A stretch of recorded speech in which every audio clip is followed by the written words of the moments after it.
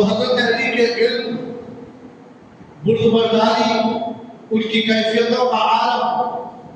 اللہ اکبر۔ حضور صلی اللہ علیہ وسلم نے یہ بھی فرمایا کہ نبوت مجھ پر ختم اور علی سے ولایت چلے گی اور قیامت تک اس کے ذریعے سے اسلام کی آبیاری ہوتی رہی۔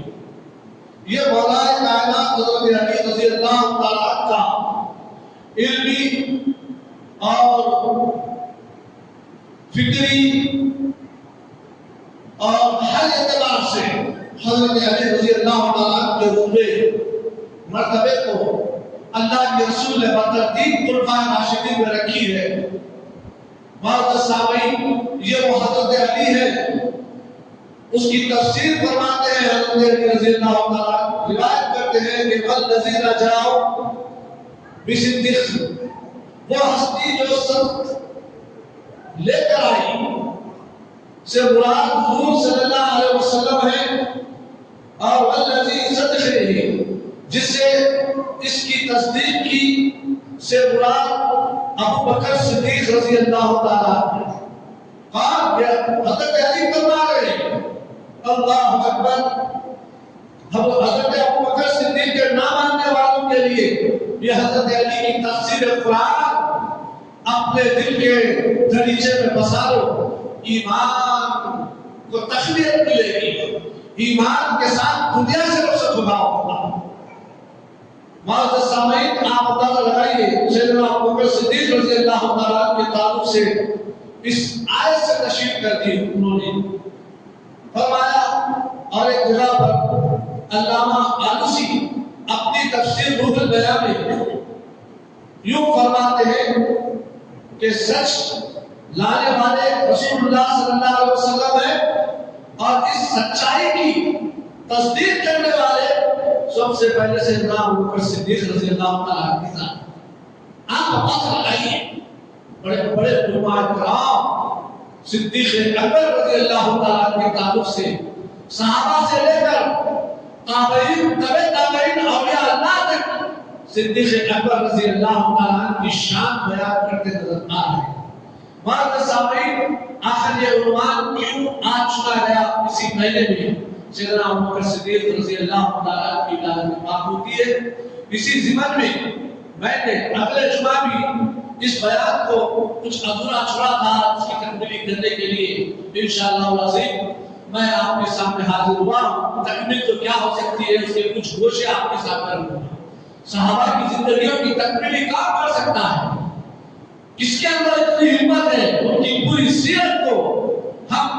کچھ گھنٹوں میں، منٹوں میں، کچھ دنوں میں، مہینوں میں اس کو ہم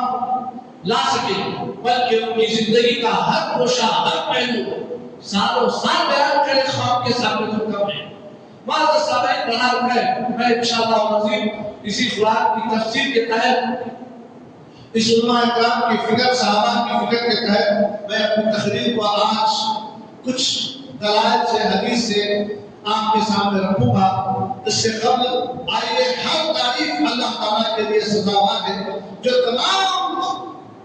کائنات کا پالنہار ہے، معبود مالک وہ حقیقی ہے، گناہوں کا بہت بخشنے والا ہے، نہایت رحم کرم کرنے والا ہے، اپنے بندوں سے بے غرض، بے لوث محبت کرنے والا ہے۔ ہم تو اپنے ماں باپ سے، ماں باپ ہے سمجھ کے محبت کرتے ہیں،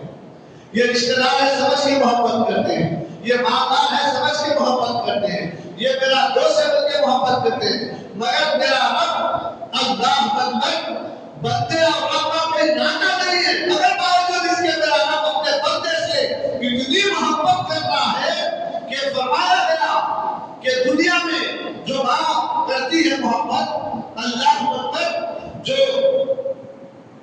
اولاد ماں باپ کو محبت کرتی ہے، 100 میں سے ایک حصہ ان کو دیا گیا، تو محبتوں کا یہ عالم ہے، وہ باقی کے پورے محبتوں کے جو حصے ہیں وہ اللہ کے پاس ہیں۔ اللہ تعالیٰ اپنے بندے سے 90% 70% زیادہ محبت کرتا ہے، عام لوگوں سے اتنی محبت۔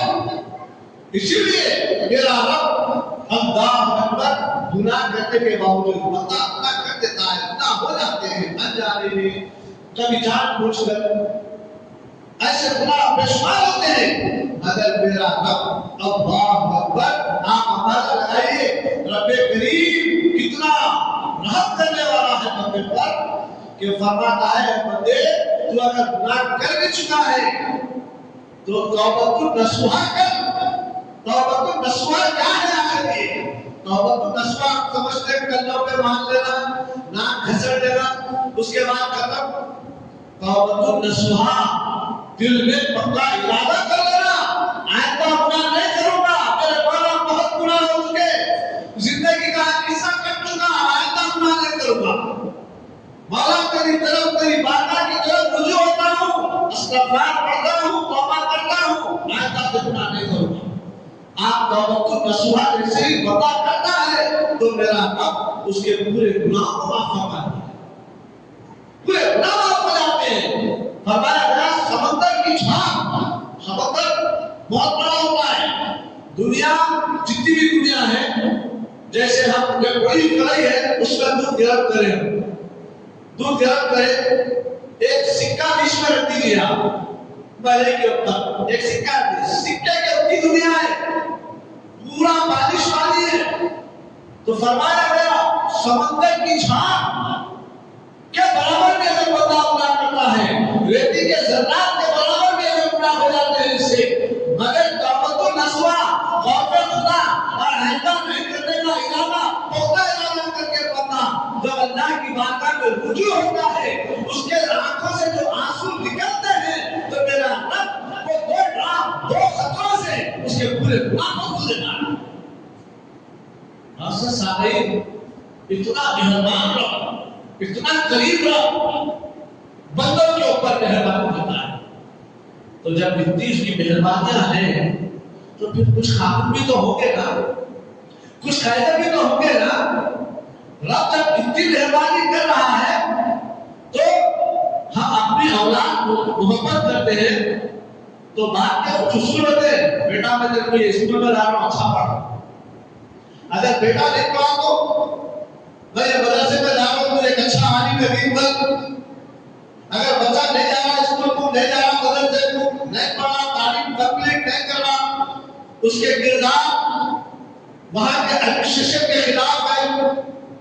تو آپ کیا کریں گے؟ یہ دنیا کا رولز بتا رہا ہے ہمیں، دنیا کا قانون بتا رہا ہے ہمیں، دنیا کی چلن بتا رہی ہے ہمیں۔ معزز سامعین، کیا رب کے پاس قانون نہیں ہے؟ ارے وہاں سے ہی لے کر قرآن اور حدیث سے ہی لے کر یہ دنیا کے قانون بنے تو پھر انسان کہاں سوچ رہا ہے، کہاں فکر کر رہا ہے، سمجھ میں نہیں آتا۔ انسان کی فکر کدھر جا رہی ہے؟ ارے تھوڑا ذکر خدا کا بھی کر لیا کرو، اللہ کا کلام بھی پڑھ لیا کرو، اس پہ فکر بھی کر لیا کرو، اس کا ذکر بھی کر لیا کرو، اس کا خوف بھی دل میں رکھ لیا کرو، تو پھر اللہ کا قانون خود بخود سمجھ میں آ جائے گا۔ خود بخود انسان کے اندر ایک قسم کی کیفیت جاری ہوگی، کسی مفتی کے پاس، کسی عالم کے پاس جانے کی ضرورت نہیں پڑے گی۔ اللہ کا خوف دل میں رکھو تو پھر خود بخود اندر سے ضمیر فتویٰ دینے لگے گا، اے انسان تیرا یہ اٹھنے والا قدم ناجائز جگہ پہ جا رہا ہے، اے انسان تیری یہ فکر ناجائز جگہ پہ جا رہی ہے، اے انسان تو تیرا مال بڑی محنت سے کمایا، مشقت سے کمایا تھا، تیرا یہ مال ناجائز جگہ پہ خرچ ہو رہا ہے، اگر کما رہا ہے، اگر اس میں کوئی حرام کی چیز امیزیشن ہوتی ہے یعنی ملتی ہے تو اس کا ضمیر اسے کہتا ہے یہ حرام کی کمائی ہے، رشوت میں نہیں ہوگا، ضمیر اندر سے بولتا ہے اندر سے۔ مگر انسان ہے کہ میں تو سمجھتا ہوں یا کوئی تو اگر یوں ہی سمجھ کے لے رہا ہے تو بہت گناہگار، خطرناک گناہگار ہے، اگر اس کی مجبوری بھی ہے تو گناہگار ہے، گناہگار ہے۔ میں یہ سمجھتا ہوں علم نہ ہونے کی وجہ سے، علم سے دوری کا یہ نتیجہ ہے ہمارا۔ آج امت مسلمہ گناہوں کے جو دلدل میں پھنس رہی ہے، علماء سے دوری کا نتیجہ ہے، عالموں کی محفل میں نہ بیٹھنے کا نتیجہ ہے، ادب کی محفلوں کو چھوڑنے کا نتیجہ ہے، ادب سے دور ہونے کا نتیجہ ہے۔ اگر علماء کی محفل میں بیٹھتے، عالموں کی محفل میں بیٹھتے، با ادب لوگوں کی محفلوں میں بیٹھتے تو خدا کی قسم میں یہ کہہ سکتا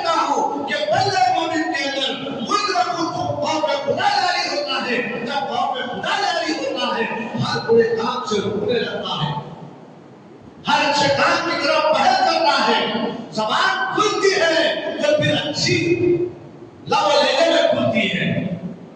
کانوں سے کچھ سنتا ہے تو اچھا لب و لہجہ سننے کی کوشش کرتا ہے،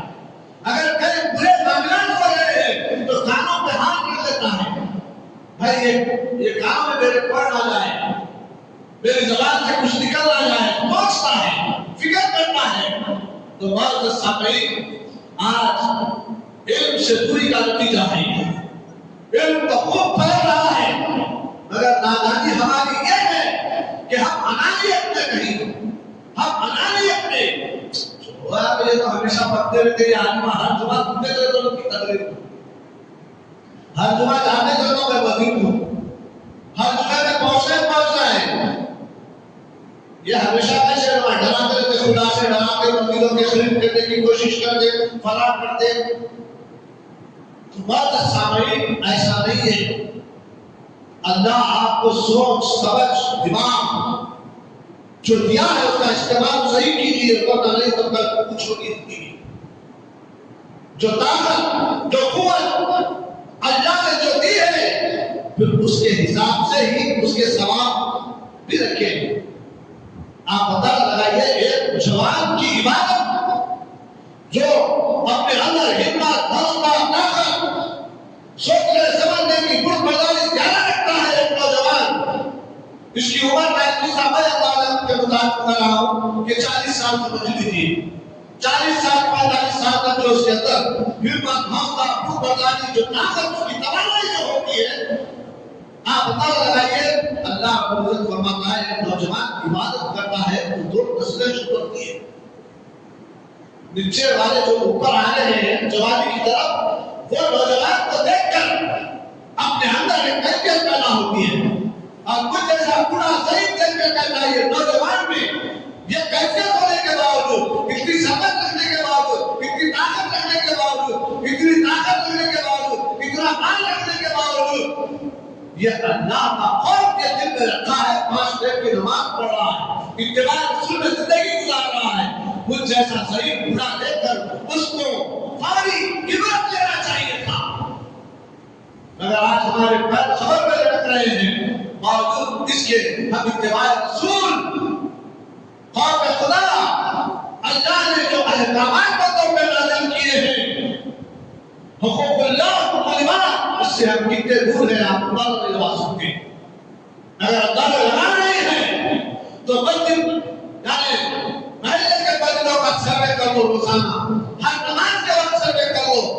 کیا آپ کو پتہ چل جائے گا کہ ہماری خواب غفلت میں کوئی کان میں انگلیاں ڈال کے بیٹھا ہے، تو کوئی آنکھوں پہ ہاتھ رکھ کے بیٹھا ہے، کوئی اپنی زبان بند کر کے رکھا ہے، اللہ کی بارگاہ میں جواب دینا ہوگا۔ تو معزز سامعین، اس کی عبادت ایک بوڑھے کی عبادت سے زیادہ معاشرے میں فوقیت رکھتی ہے، اہمیت رکھتی ہے، اور اس کا ثواب بھی زیادہ، اللہ کو ثواب بھی زیادہ دیتا ہے۔ کیوں؟ اسی لیے شوق رکھنے کے باوجود اپنے شوق کو دبا رہا ہے،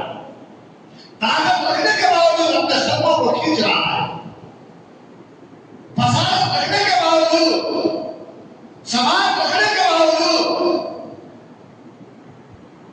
وہ لوجوان سے بچتا ہوا اللہ کی گھر کی طرف رواں ہے، احکام خداوندی کی طرف رواں ہے، فساد رکھنے کے باوجود زمانے کے ماحول کو دیکھتا ہے، مگر اتباع رسول کی طرف اس کی کشش ہو رہی ہے، تو اللہ تعالیٰ اس کو بڑھاپے کی عبادت سے کئی زیادہ اس کے نام اعمال عبادت کا ثواب دیتا ہے۔ تو معزز سامعین، بزرگوں، عزیز دوستوں، فضل و کرم ہے جو جود و سخا ہے اس کی، اللہ اکبر، اللہ تعالیٰ کی حمد و ثنا باقی بیان کرتا ہوں اور اس کے بے شمار نعمتوں کا شکر بجا رہا ہوں۔ حقیقت میں صرف اللہ تعالیٰ ہی شکر اور قدر کے کرنے کے لائق ہے، کیونکہ اس کی تعریف کے لیے ہمارے پاس ایسے الفاظ نہیں جو ہم اللہ کی تعریف کر سکیں۔ کتنی تعریف کرنے کا مزاج کی. اور میں گواہی دیتا ہوں کہ اللہ کے سوا کوئی معبود نہیں ہے، وہ اکیلا ہے، کوئی اس کا ساتھی ہے نہ شریک، نہ ہی اس کے میں نہ ہی ایسی گواہی جو اس کے کہنے والے قائل ہوں کہ خبر کی اندھیرے میں خبر کے اندھیرے میں فائدہ پہنچاتا ہے. خبر کا اندھیرا مانو مٹی اوپر رہتی ہے، مگر نیک لوگوں کو وہ خبر میں بھی فائدہ پہنچاتا ہے. اللہ اکبر. اور میں گواہی دیتا ہوں کہ حضرت سیدنا و مولانا محمد مصطفیٰ صلی اللہ علیہ وسلم اللہ کے بندے اور اس کے آخری رسول ہیں، جو حامد ہے، محمود ہے، یعنی اللہ تعالیٰ کی تعریف کرنے والے ہیں اور اللہ کی صفت کے عالی و کمالات و فضائلات کو بیان کرنے والے. قیامت تک آپ پر اور آپ کی آل پر اور آپ کی اولاد اور صحابہ اہل بیت پر اللہ تعالیٰ کے لاکھوں درود و سلام ہو. اب آپ اسلام اللہ تعالیٰ نے ڈرتے رہو. اسلام کا مطلب اور اس کی کیفیت کا کیا ہے اسلام میں پتہ ہے، آ جاتا ہے تو ہمیشہ خوف خدا اس کے اندر ہونا لازم ہوتا ہے. اگر خوف نہ ہو تو پھر پتہ نہیں ہوتا، درندہ بن جاتا ہے. حق تو یہ ہے درندوں میں بھی ایک حدیث میں آیا کہ اگر سینگ رکھنے والا جانور بغیر سینگ والے جانور کو دنیا میں مارا، جانور فرمایا بغیر سینگ والے کو مارا تو کل حشر کے دن اللہ تعالیٰ بغیر سینگ والے جانور کو سینگ دے گا، اور جو جانور سینگ والا مارا تھا اس سے کہے گا اس کو مارا. جانوروں کے ساتھ حشر کے وقت میں یہ حساب و کتاب ہے تو اشرف المخلوق کے ساتھ کیا حساب ہوگا ہے. جو بندہ اسلام کو نہیں مانتا نا، اسلام میں داخل نہیں ہے نا، اسلام سے دوری اختیار کرتا ہے، یہ آپ دیکھیں گے کتنا بھی سوسائٹی کے اعتبار سے ہم بڑی اچھی سوسائٹی ہے، فلاں ہے کہہ کر اگر تعلیم بھی کر لیا، دنیا کا بڑا کوئی اچھا ہوتا بھی اگر مل گیا، اسلام میں داخل نہیں ہے تو اسلام میں داخل نہ ہونے کی وجہ سے دنیا کی تعلیم تو بہت ہے، مگر اسلام بندے کو خوف خدا ہمیشہ دامنگیر رکھنے کی تعلیم دیتا ہے. ڈر اللہ کا ڈر. اب اگر میں یہ کہا کہ میرا خدا یہ ہے کہ میں اس کو متعین کر دوں اور یہی رہا، متعین کر دوں، انہیں وہاں رکھا، مگر اللہ ہر ایک کے دل میں رہتا ہے، ہر ایک پر نظر رکھتا ہے، دکھتا نہیں ہے مگر دیکھتا ہے. متعین کر دیا ہے ہر ایک کے ساتھ، دیکھتا بھی ہے، پھر متعین بھی کر دیا ہے ہر ایک کے ساتھ فرشتوں کو. رب کی رحمت ہمیشہ بندے کے ساتھ ہے، رب ہمیشہ نگاہ رب پر رکھتا ہے. یہ خوف انسان کے دل میں آتا ہے نا تو پھر کسی خواتین کا نقاب کھینچنا نہیں آتا. میری گفتگو تھوڑا ادھر جا کے بھی لڑاتے رہتی، جو دنیا سے منسلک بھی ہے، دین سے منسلک ہے، سمجھ سکتے ہیں. تو دنیا اور دین، دنیا میں رہ کر ہی آخرت کی تیاری کرنا ہے، دنیا کو چھوڑنا نہیں ہے. دنیا میں بھیجا اس لیے گیا ہے کہ تم آخرت کی تیاری کرو. تو دنیا کو دیکھ کر ہم کو اصلاح کرنا چاہیے، اپنے خاندان کی، اپنے پریوار کی، اپنے خواتین کی، ہر اعتبار سے. مطلب مطلب میں یہ سمجھا رہا تھا، جب بندہ خوف خدا رکھتا ہے، اسلامی تعلیمات دین کی طرف بڑھتا ہے، جس کے پاس دین نہیں ہے وہ نہ کہے ہم اتنے پڑھیں گے، IPS پڑھیں گے، IAS پڑھیں گے، فلاں پڑھیں گے، فلاں پڑھیں گے، بیرسٹر بنیں گے، میں دنیا کا چیف منسٹر ہوں، پرائم منسٹر ہوں، کچھ بھی ہوگا مگر دینی تعلیم نہ ہونے کی وجہ سے خود بخود اس کے اندر کچھ کوتاہیاں ایسی آ جاتی ہیں جو بندوں کے ساتھ کیا جاتا ہے۔ اگر دین اسلام سے منسلک کرتا ہے تو ہمیشہ اللہ کا ڈر اس کے دل میں ہوتا ہے، کہیں ہاتھ لگانے سے پہلے سوچنا ہے میں بائک کے کھٹکے پہ ہاتھ رکھوں گا تو بائک کھلی نہ، آواز دور تک جائے گی، ڈر ہوتا ہے۔ کیوں؟ علم ہے اس کا، یہ علم اسلام سکھاتا ہے، ہر اعتبار سے سکھاتا ہے۔ آؤ اسلامی تعلیمات کے تحت اگر بندہ آ جاتا ہے تو دنیا میں بھی نام کما لیتا ہے اور آخرت میں بھی اس کو ویلکم کیا جاتا ہے، اس کی خوشامدید کی جاتی ہے۔ اگر دینی تعلیم سے دور رہا اور خدا سے دور رہا، کہیں تو کہیں ایسی حرکت کر لیتا ہے جس کی وجہ سے دنیا میں بھی بدنام ہو جاتا ہے، اسی دنیا میں اس کو کھینچ کے لا کے چلا دیا جاتا ہے۔ دیکھ رہے ہیں اچھا چوک دیکھ رہے ہیں، ہر اعتبار سے دیکھ رہے ہیں، اسلام سے دوری کا نتیجہ ہے یہ کہ ایک اسلامی خواتین جو پردے میں رہ کر اعلیٰ ڈگری ڈاکٹر کی ڈگری حاصل کر چکی تھی، آپ پتہ لگائیے کہ حکمران کئی ریاست ہو تو بہت بڑی ریاست ہوتی، کئی لوگوں کی رہنمائی کرنے والا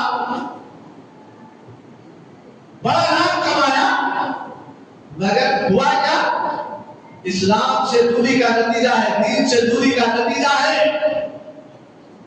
علم نہ ہونے کا نتیجہ ہے۔ دنیا کا علم رکھا تو کیا ہوا؟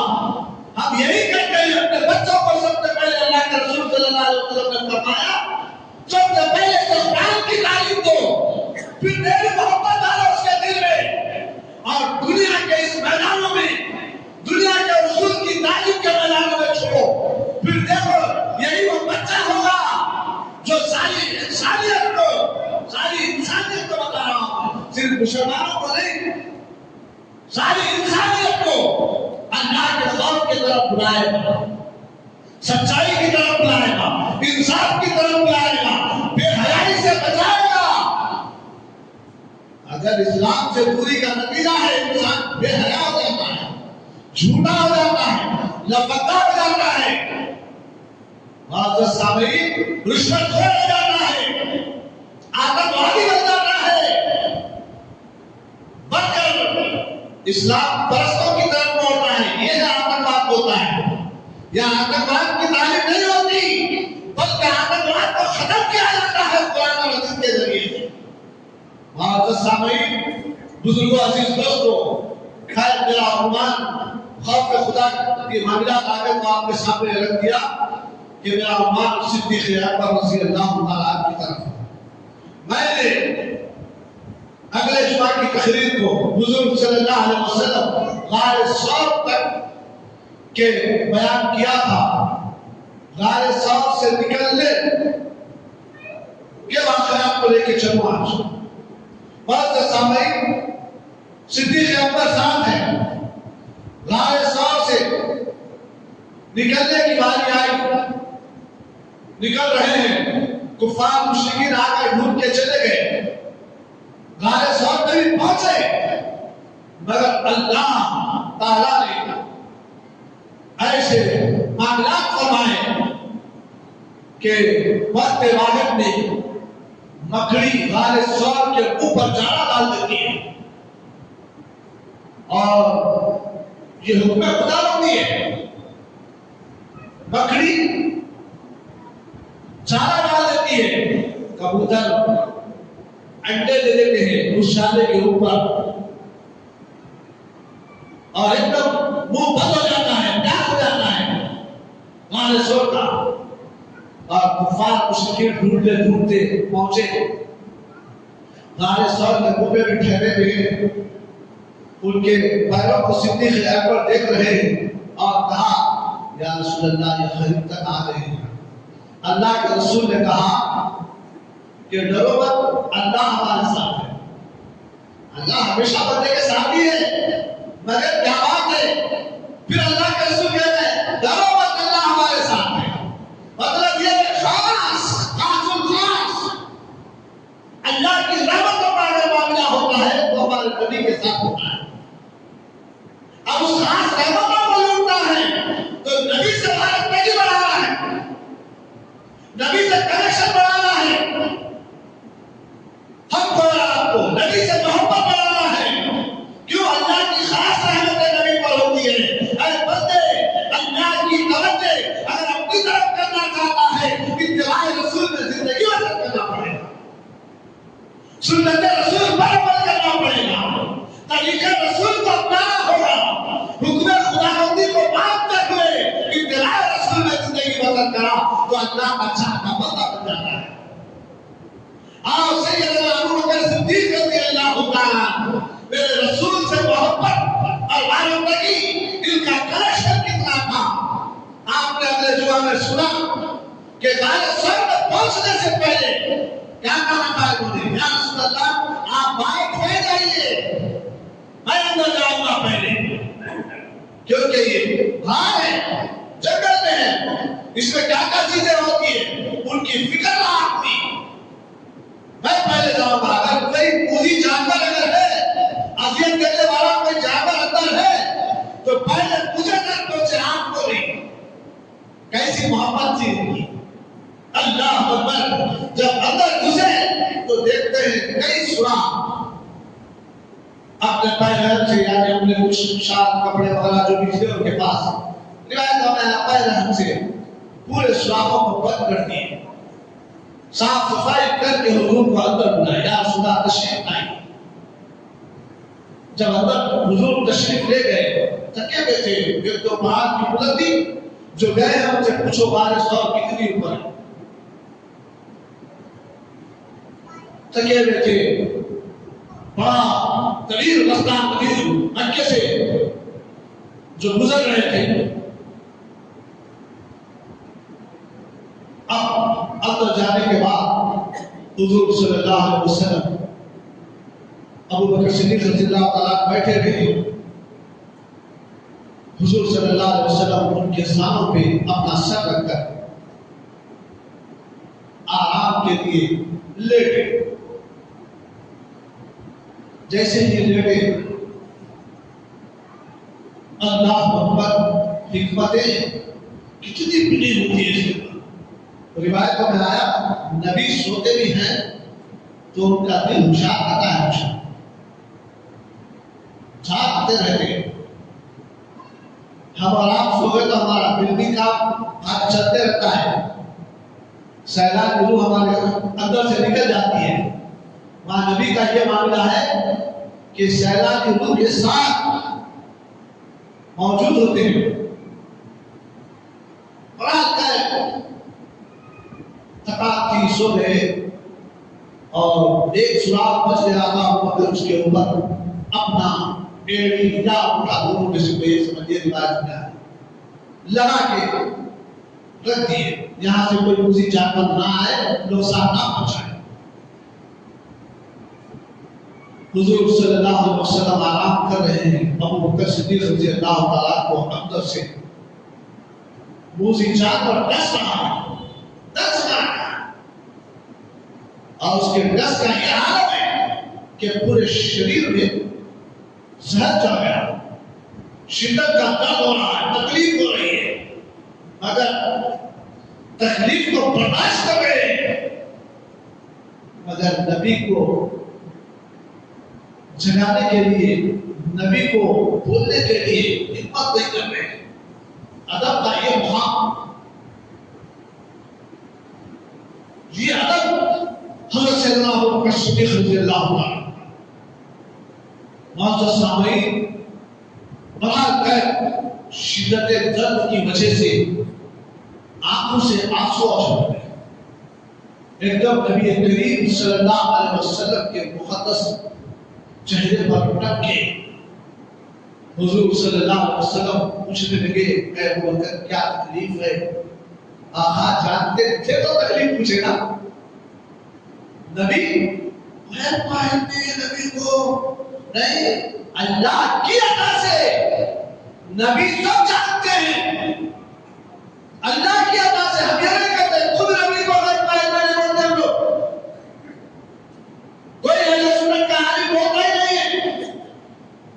خود بخود اللہ کے رسول کو غیر قائل نہیں. اللہ نے